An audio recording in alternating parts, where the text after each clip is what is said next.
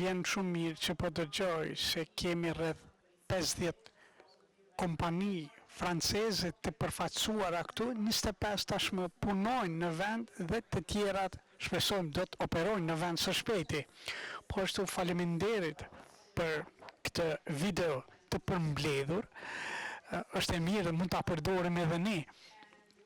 Dhe për sa i përket temës që e ngritët, janë, do të thoja, 4 shtylla të cilat janë kyçe dhe kanë qenë prioritet për vitet e fundit dhe do të vazhdojnë të jenë ashtu.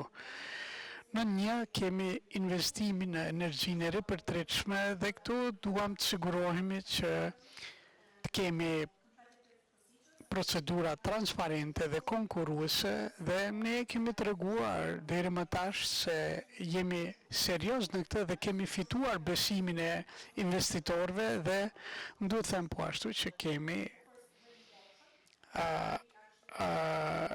ankondën e parë për burimin me erë, pra e kemi dhe këtu disa përfaqësues që bizneseve që janë pjesë e ankondit, do të vazhdojmë me kësë lloj ankondësh që të jemi transparent dhe të konkurrueshëm, që është më rëndësi jo vetëm për të siguruar çmimin më të mirë dhe cilësinë për konsumatorët, por me këtë edhe në një farë mënyre krijohet një farë kornize që siguron një lloj imazhi për investitorët e huaj se çfarë vërtet është Kosova sot.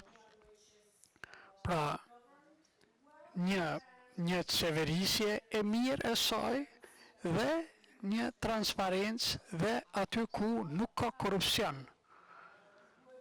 Unë do të doja të theksoj edhe një prioritet që është diçka që nuk flasim edhe aq shpesh, apo jo, për sa i përket kapaciteteve për gjenerimin e energjisë.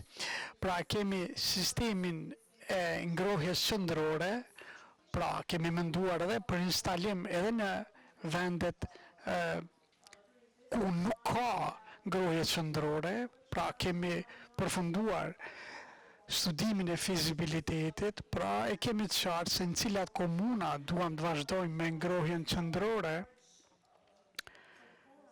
Kjo për faktin se një komponent e sfidave ka të bëjë me kërkesën për në energji gjatë dimrit për ngrohje. Pra,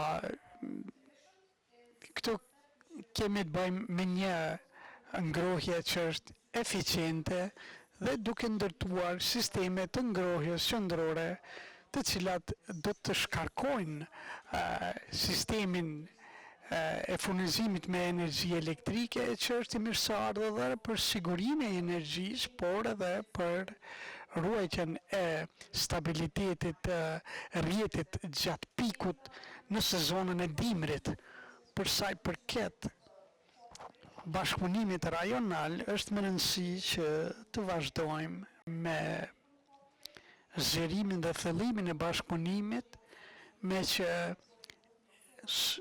energjia e ripërtritshme është duke u futur në rrjetin energjetik dhe në fund kemi një fushë në sektorin e energjisë që ma merr mendja në përgjithësi në Kosovë, por jo vetëm edhe në Kosovë.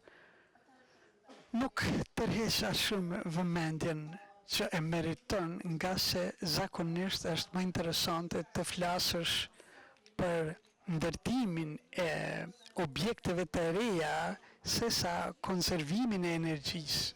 Dhe me këtë sigurohet sasia më e vogël e energjisë, qoftë për ngrohjet shtëpive, për industri apo transport. Pra, eficienca e energjisë është shtylla kyçe e strategjisë energjetike.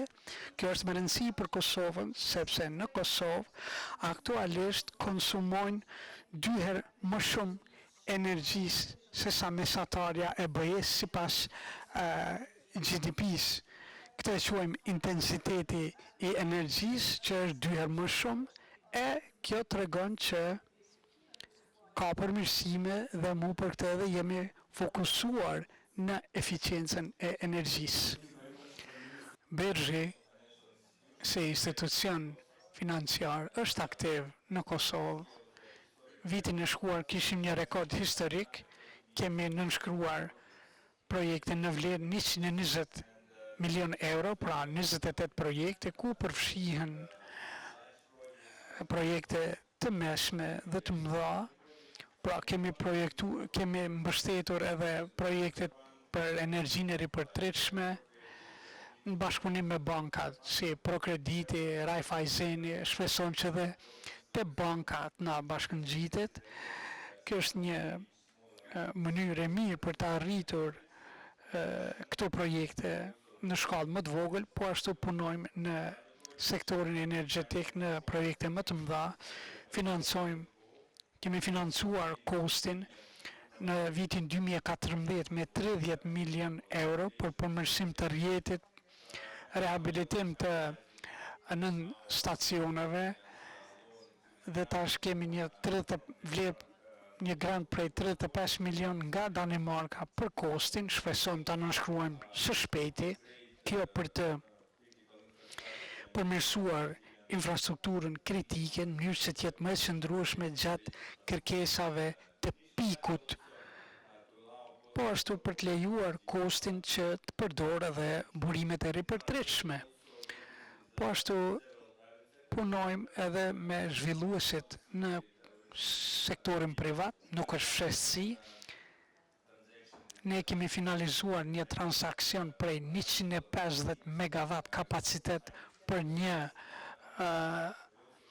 kapacitet solar privat, pastaj edhe 150 një sektor tjetër, pra jemi krenar që jemi duke lëvizur me këta agjendë përpara, do të mbështesim edhe qeverinë dhe ZRE-n, pra jemi duke bërë këtë që nga viti 2017, kemi financuar 2 ferma eolike, pra Kitka dhe Bajgora. Këto janë shembuj të mirë ku investitorët e huaj mund të operojnë në vend pa probleme, do të thotë. Dhe natyrisht presim më shumë projekte në të ardhmen. Pra duhet vazhdojmë me mbështetjen e qeverisë, që qeveria të ketë më shumë ankande. Bergji, siç e dini, është aktiv në Ballkanin Perëndimor. 80 apo 90% e projekteve për energjinë e ripërtritshme financohen nga Bergji. Pra në Shqipëri kemi pasur 4 raunde të ankandeve, pastaj në Serbi, Maltezi kemi pasur një impiant për panelet solare, pra janë nënshkruar edhe platforma për investime që shkojnë ka tranzicioni energjisë me qëllim që të ketë 1700 megawatt. Kosova besoj mund të bëj platforma të ngjashme dhe ne si Bergj do ta mbështesim qeverinë. U përmend grohja qendrore nga Ministria dhe Eficienca e Energjisë. Këto janë prioritete.